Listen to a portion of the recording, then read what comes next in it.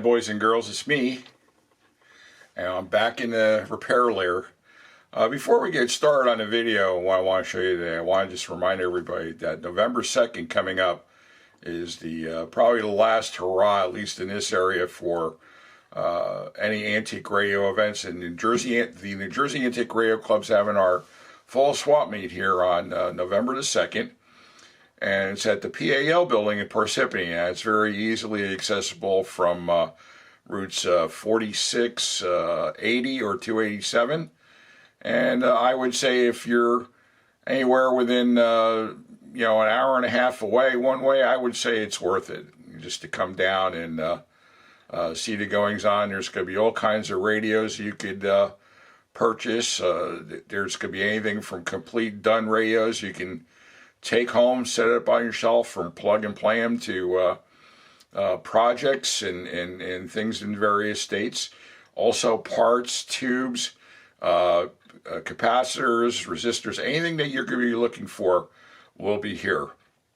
So if you want to bring your children, your great-grandchildren, your grandchildren, or nieces, nephews, whatever, there's going to be something there for everybody. I think you'll have a lot of fun.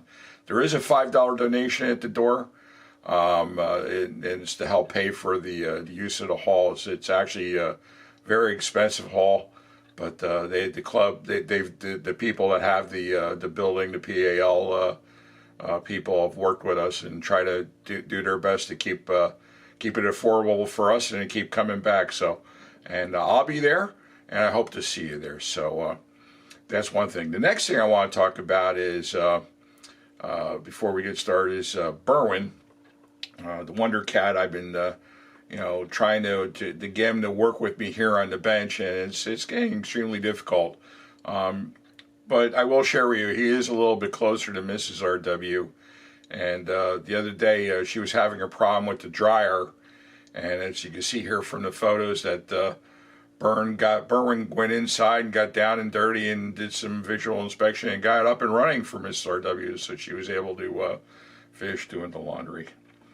So anyway, this is what we're going to do today. It's kind of like the 1L4 tube test that we did a little while back, a few months ago, and of course it didn't pan out because the 1L4 tubes that I had were kind of light on the emission, and they were no good. So anyway, I was able to acquire a couple 1L4 tubes from a Zenith fan that I know. His name is Ellis. He was very nice to donate them to me. And what we're going to do is, instead of the H500 transoceanic that we used before, this time we're going to do a G503, which is basically a broadcast band portable. And you may remember this radio from when we did the experimentations with the 1L6 and the 1R5. So we're gonna do that experimenting. Okay, for those of you folks that are unfamiliar with the G503 radio, I have this one basically out of the chassis right now. And that's because I had to replace the cord in it. I went to take it out the other day, and I'm looking at the cord. And let me get it for you in front of the camera. You can see the plastic here just kind of dry rotted and went away. So I took it out of the case and I installed a new line cord. So basically, you've seen these things. They come in two flavors, by the way. They come in like either a black or a brown leather. And they both have this little flip up dial here, and it also acts as an on-off switch here. Maybe you can hear it. You hear that little, and the switch is actually up over here in this little cardboard box on the left there. So this radio also has. Let me turn around so you can see. This radio has literally the same tube layout as either a G500 or H500 transoceanic. Now, here, what we're going to do is we're going to take out the two 1U4 tubes, which are here. There's one here right behind the bread slicer here, or the variable capacitor for the tuner. And there's another 1U4 here. So here's what we're going to do. Oh, and by the way, here's the rest of the tube layout. Here's the 1L6. By the way, this has the 1L6, if you didn't know that already from, you missed my video on this before. This is a 3V4, and then over here all the way to the right, on the other side, this little metal barricade here on the chassis. This is the a 1S5. So actually, well, the early H500s had a 1S5, and then they later went to a 1U5, but the G500s had the 1S5 like this one has. So what we're going to do is I'm going to take my good tester, my military tester, which actually reads the emissions and micromoles, and what we'll do is we'll do the 1U4s, and then we'll do the 1L4s as comparison.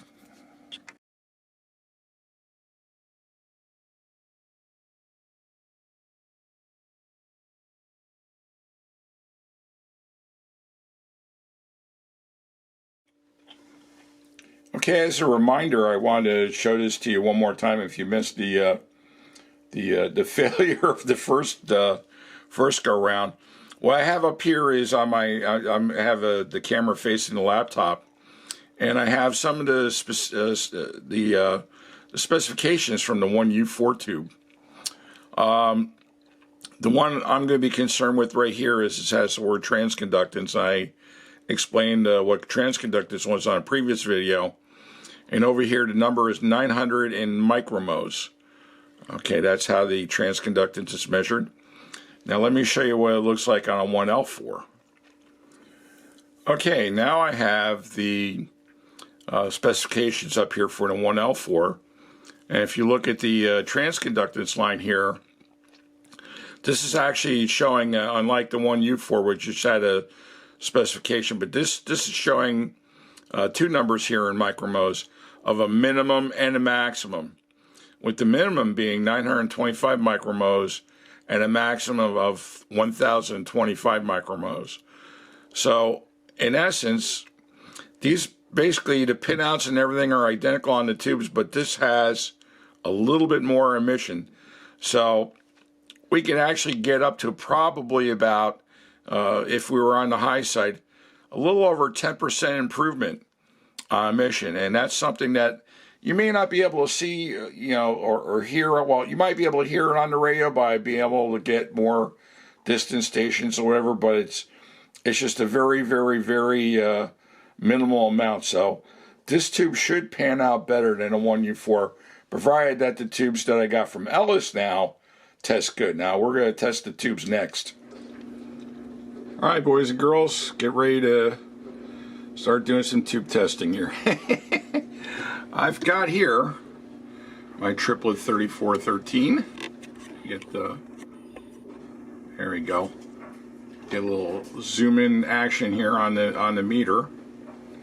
And I already have one of the 1U4s in the tester. And we're going to start testing these. I was going to actually use my my military tester, my TV10, but my TV10, I don't like it for using battery tubes. It's just, I think the filament voltage on them, even though the filament voltage is reading about 1.21, 1.22 volts, but it's not, I don't think it's really that accurate unless it's running a little bit higher, maybe around 1.3 to 1.35 volts. So the triplet runs at about 1.4, which is more realistic. So anyway, let me get this thing started here. I'm already setting the meter up for the line. Okay. And now let's see where we are. This is the first 1U4 tube, and let's see how that goes here. All right, looks like it's right around 81%, which is fine. Okay, so let me take that out, and we'll try the next 1U4 tube. Okay, it's in the tester, and let's see what that looks like. All right, that one's still good, but it's right around 78 or so percent. Okay, so we got 81 and 78%. Now, using the same settings, let's see what the 1U4 looks like here. Or 1L4. Okay, I got my first 1L4 in. And let's see what that looks like. Well, that's right around 80%. Okay. All right. Nothing there. Let's check out the other 1L4. All right. Got that one in the socket. And boy, about 77%. Interesting.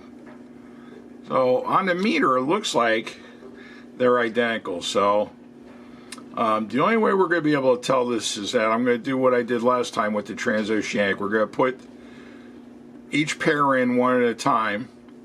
We'll find the station, tune it in, and we'll connect it up to an AC voltmeter and see which one which set of tubes will have more gain. Okay, so here's the non-scientific test here. Alright, what we have here is my ICO 324 generator. Okay, I've got the G503 here on the bench, and I've had for a gazillion years Fluke 75 multimeter. Okay, I have the test leads of the multimeter hooked up to the speaker leads, and I have the I should really get the oscilloscope out, but I'm just being lazy. I got just showing the output here on the meter. So I'm going to turn this on, and then you're just going to hear noise once the ICO is warmed up. Right now the two 1U4s are in the set. Okay, so now the ICO is up to snuff, and we are at, well, just under 1/10 of a volt AC. We're at 0.99 volts AC. So let me turn everything off, pop in the 1L4s, and see where we stand. Okay, we've changed over to the 1L4s, and here's our voltage reading. So we've actually picked up, we went from 0.1 volts to 0.104, 0.105 volts. A very nominal amount. I would say that's only, well, probably about 4 or 5% better than the 1U4s.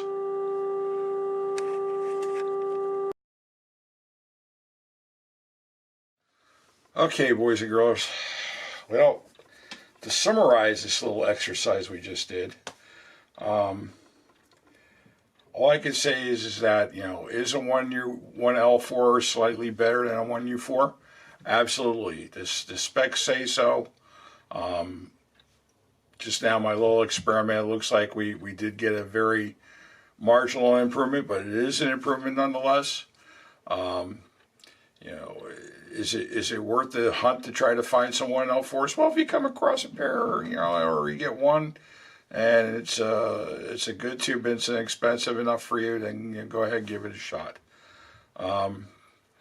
So a lot of radios, transoceanics, and all the transoceanic clones, this G503, and there's a lot of battery portables out there that use 1U4. So you know, if you want to grab a pair and give it a shot, be my guest, you know, and have fun with it. How else can I say it than maybe this is a good summary. 11. Look, right across the board. 11, Oh, I see. 11, And most of 11, the amps go up to 10. Exactly. Does that mean it's louder? Is it any louder? Well, it's one louder, isn't it?